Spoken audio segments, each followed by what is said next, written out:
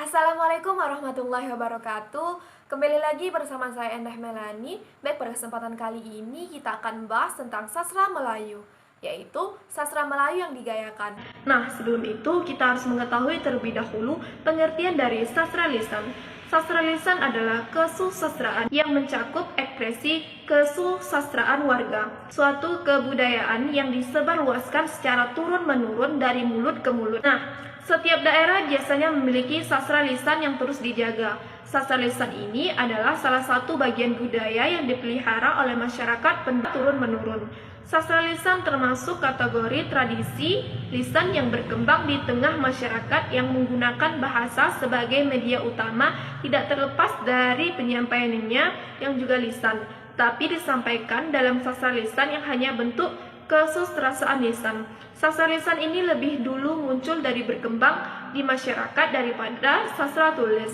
Dalam kehidupan sehari-hari, jenis sastra ini biasanya dituturkan oleh seorang ibu kepada anaknya, seorang tukang pada para pendengarnya, guru dan pada muridnya, ataupun antar sesama anggota masyarakat.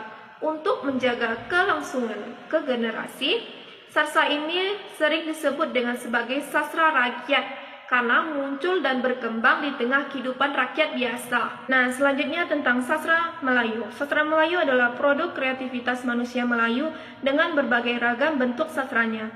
Contohnya Jambi.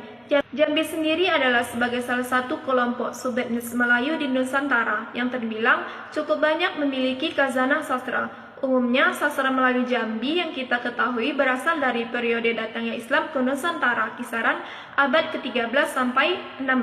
Meskipun begitu, terdapat juga bentuk-bentuk folklor Melayu Jambi dan nilai-nilai seni dari zaman Hindu-Buddha, yaitu kisaran pada abad ke-14. Budaya Melayu Jambi sangat kaya akan tradisi lisannya, di mana tradisi lisan merupakan budaya yang disampaikan secara turun-menurun dengan cara dilisankan, itu dari satu individu ke individu lainnya atau bahkan sekelompok masyarakat ke kelompok masyarakat lain.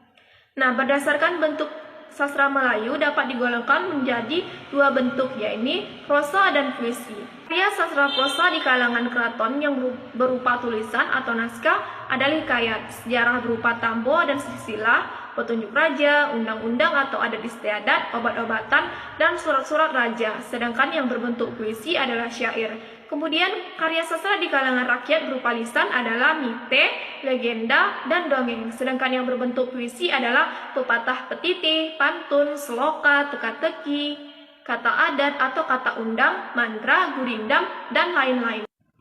Nah, selanjutnya saya akan lebih fokus membahas pada ungkapan tradisional.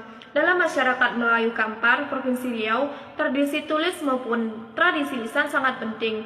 Tradisi tulis menghasilkan naskah-naskah dalam masyarakat Melayu, sedangkan tradisi lisan menghasilkan atau hasil ekspresi masyarakat seperti tukang cerita, pemantra, pepatah petiti, atau basiacung.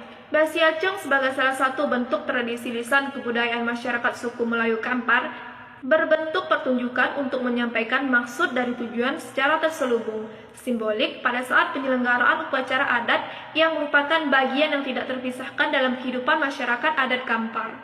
Upacara adat yang memakai basiacung yaitu pada saat acara pernikahan dan pemberian gelar datuk. Tuturan ini dipakai oleh nini mama, datuk, dan golongan orang-orang adat Melayu Kampar. Pada hakikatnya, bahasa yang digunakan dalam kegiatan basiacung dipahami sebagai ungkapan pesan yang dinyatakan dalam bentuk perumpamaan, pepatah petiti, pantun, dan kiasan adat yang dituturkan sebagai penutur. Tuturan itu memberikan nilai keindahan dan kegiatan tersebut. Adapun contoh dalam acara pernikahan, maka akan ditemukan secara adat yang memakai tuturan paling lengkap, yaitu saat lamaran ketika pihak keluarga laki-laki dengan menghadirkan seorang penutur berhadapan dengan pihak keluarga perempuan. Demikian pula dengan keluarga perempuan pun menghadirkan seorang penutur basiacung untuk mewakili mereka berkomunikasi dengan pihak keluarga laki-laki. Dengan demikian, penutur basiacung menjadi juru bicara yang mewakili pihak keluarga laki-laki maupun pihak keluarga perempuan. Kalimat-kalimat maupun ungkapan dalam basiacung menjadi pesan tersendiri bagi penutur dan pendengarnya karena berfungsi sosial dan mempunyai makna filosofi bagi kehidupan masyarakat Melayu Kampar.